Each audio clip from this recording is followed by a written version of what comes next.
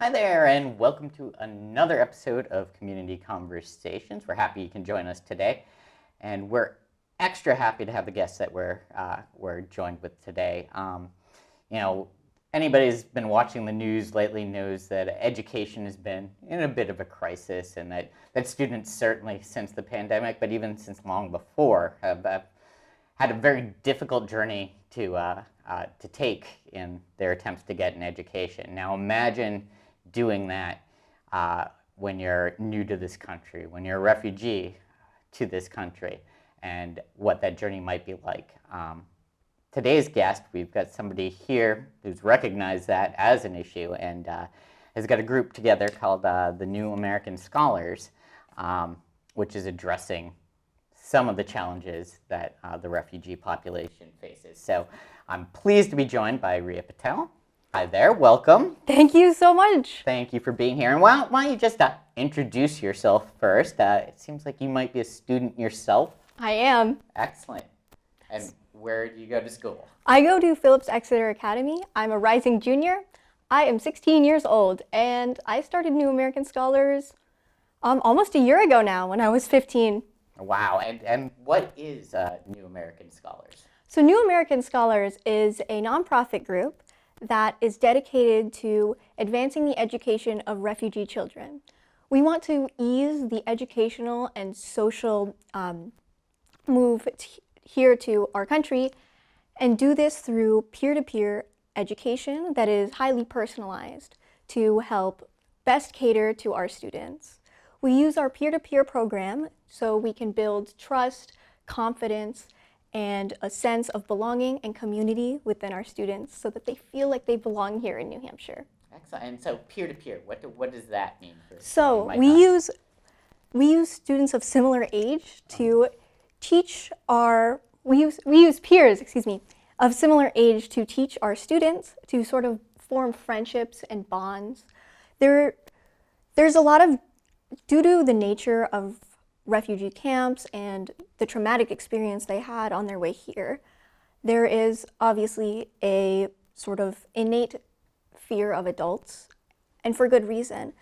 And we hope that by building connections between mutual respect, so in a mutual respectful sort of environment, we can foster a sense of community, belonging, friendship, and let that respect and belonging grow and keep our refugee communities in New Hampshire.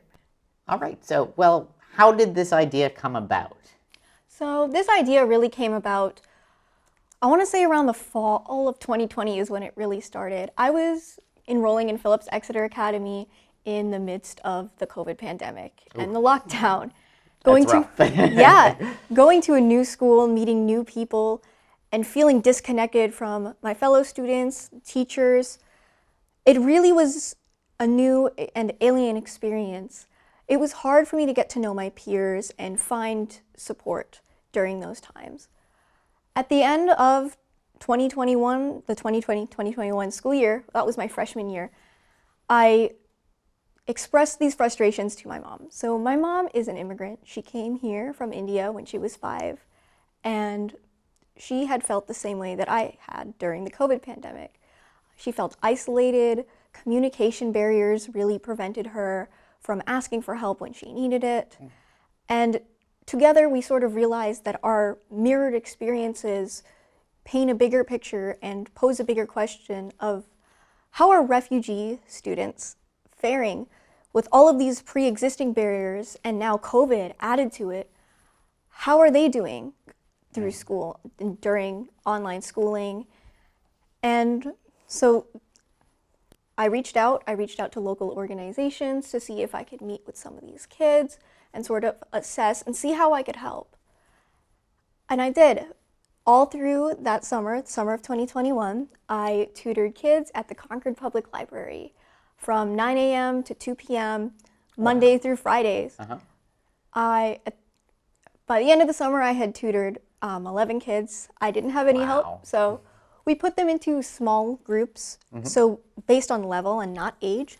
That way we could best personalize their topics so that everything was as relevant as it could be to maximize what they would get out of our sessions. And I saw incredible growth. I saw a growth in their confidence. They were afraid of not having friends coming into the new school year, but with our groups, they all made friends within the group, and Right. they were excited to start high school with already a preformed group of friends. I had seen they were very, very smart. They picked up topics incredibly fast, and it was incredible to watch how they had grown. The saddest part about that, though, was given that I was just one person and I only had so much time, I had to turn down several students. There were kids that I couldn't take because I didn't have the room, I didn't have the space, and I didn't have the time. And that really broke my heart. So come September, I decided that I should never have to turn down a kid again. So I founded New American Scholars so that I could rally support, get more tutors out here, and reach as many kids as we can. I want to make sure that every refugee family knows that we are here for them and their children, and we are ready to help. Since then, we have grown immensely. We haven't even come up on our first year anniversary, and this summer so far, we have 65 kids. Oh, wow. We've expanded. We're not only in Concord anymore, in Manchester, Nashua, and the Seacoast. That's We have amazing. 20-some tutors. We have student educators. We have licensed ESL professionals. The growth that we've seen is incredible, and I think it speaks volumes to the need that already exists. No doubt, no doubt. And, I think you've already kind of alluded to it a little bit, right from the start, in explaining what the organization is. But, why is there a need for the work that New American Scholars does? And in particular, what are the special challenges that, refugee students face? So you've already mentioned that, adults can sometimes present a challenge for some of these kids because of the situations that they've escaped from, or English as a second language. So what are some of those particular challenges, and how does New American Scholars really kind of help overcome them? So I think it's important that before we talk about the challenges that these students face, that we recognize that refugee children have been denied many of the joys of a typical childhood. They have shown incredible resilience and courage in the face of horrible atrocities such as war, violence, famine, abuse, neglect, loss of loved ones, and having been torn away from their community. And because of this, many refugee children have had a disruption in their education or have lost access to it for a long period of time. And according to international law, refugees under the age of 18 are entitled to an education, but there's a huge gap between policy and practice. Right. In fact, the UNHCR reports that only 50% of elementary school aged refugee children and only 22% of secondary school aged refugee children are enrolled in school at all. Wow. And I think it speaks to the barriers that these children face with the lack of schooling overseas translates to even more problems here when they resettle. And many kids, having missed several years in education, are misplaced. Our education system places kids based on age rather than accommodating for the years that they had missed. So many kids find themselves either overplaced with the work being too hard or underplaced with the work not being challenging enough. And so that's just the tip of the iceberg. Right. On top of that, they have to face language barriers, xenophobia, bullying, new peer groups, different cultural norms, a new teaching style, and feeling disconnected from an entirely new place while they grapple with trauma. Right. New American Scholars hopes that through peer-to-peer education, we can make them feel connected to the New Hampshire community. We want to welcome them with open arms, and we want to be able to be someone that they can confide in. Even in our sessions, we could talk about social issues or problems they're having at school and work through them on a level in which they feel that their tutor understands them. And I believe that is incredibly beneficial to building social confidence and connection and trust. And I think that these touch points are what they need to gain the structural support that they lacked. That's amazing. And, looking at the way you're looking at education, looking at it holistically, that it isn't just, where are you at on this one specific subject. It's a whole interrelated sort of thing where Right. somebody may know math, but when English is your second or third or fourth language, how can you show that in the classroom? Right, it becomes very, very difficult. And then, add on top of that the trauma that you may have experienced, the trauma of just being in a new location with people who don't understand where you have been and what you've been through. So that, that's a huge challenge to take on.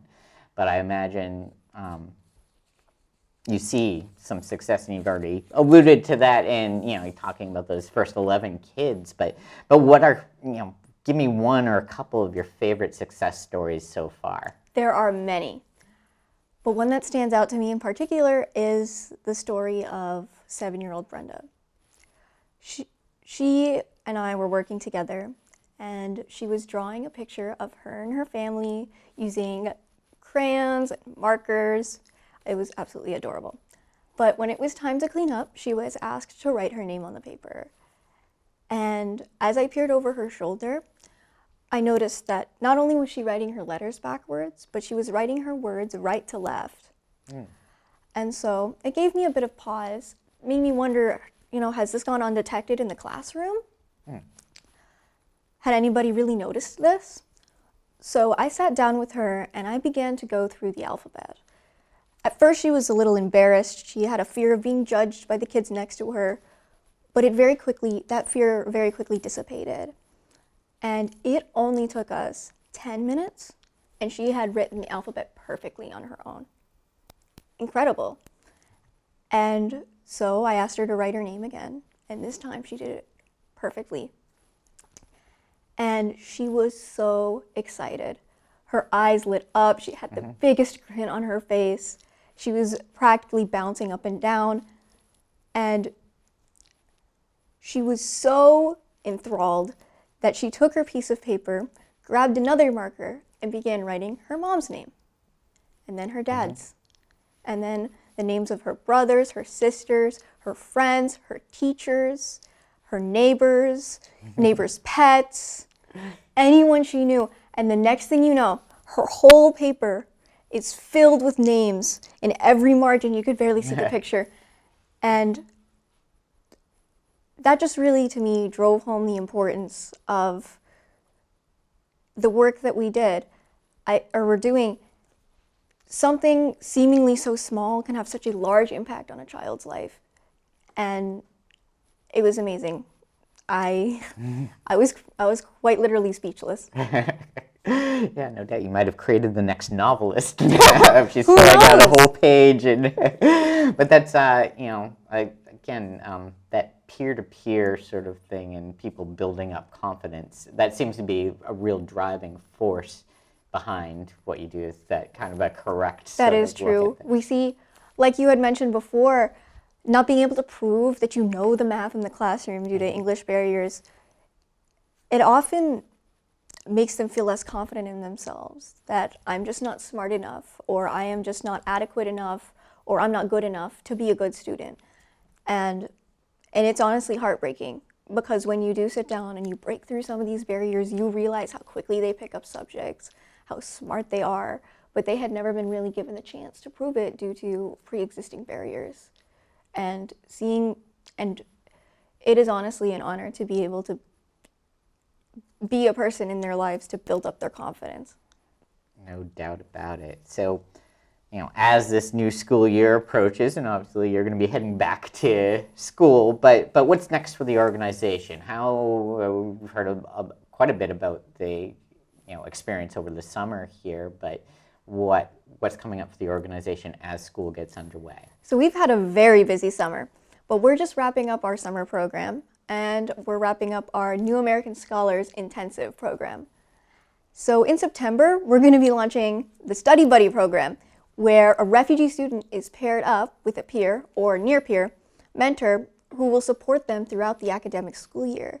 So these buddies will meet online virtually 2 times a week or so, where the student can receive help with homework and projects, so we can edit their papers and provide that sense of social support even when we're not in session in the summer. We're going to be working on integrating as well an adaptive learning platform that uses artificial intelligence to help, and machine learning to help adapt a learning path that best fits our students. We're going to be converting to this platform in our summer next year. And until then, we'll be forging partnerships with local businesses and nonprofits and schools, whoever we can, to help bring quality education to these kids. And that being said, if you're a business or organization that touches refugee families and refugee children, or even if you have a neighbor, just let them know that we're here and we'd love to help. And we would love to involve you in our program. Please reach out to us. Excellent. And how could somebody reach out to you, or, how can someone get involved? There's a lot of ways to get involved. You can visit our website, first of all, at newamericanscholars.org. We have a big page there. You can find almost everything you need to know. We would love to have you as a student tutor, even adults, if you would love.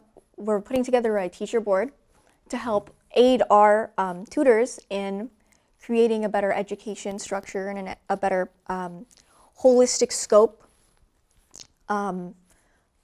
curriculum.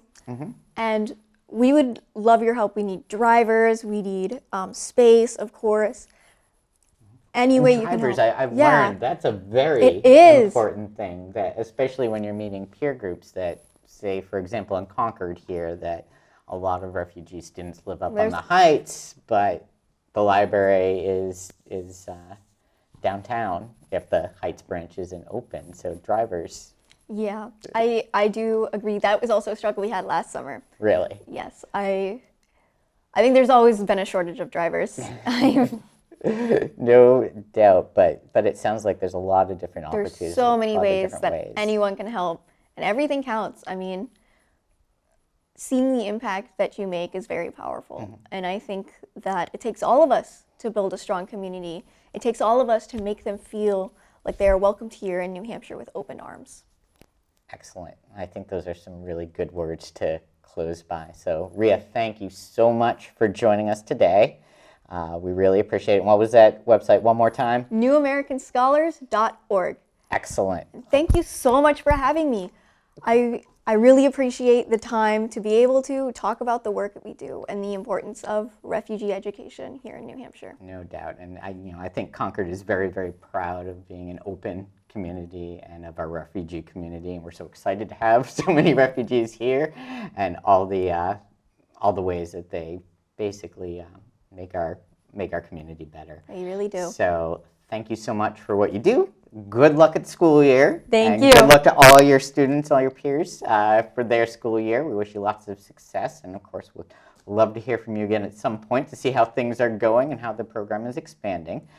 So thanks for coming in. And of course, thanks all of you for joining us on Community Conversations. Of course, you can hear us on our podcast as well on any of your major podcast subscribing locations. So until next time, thank you.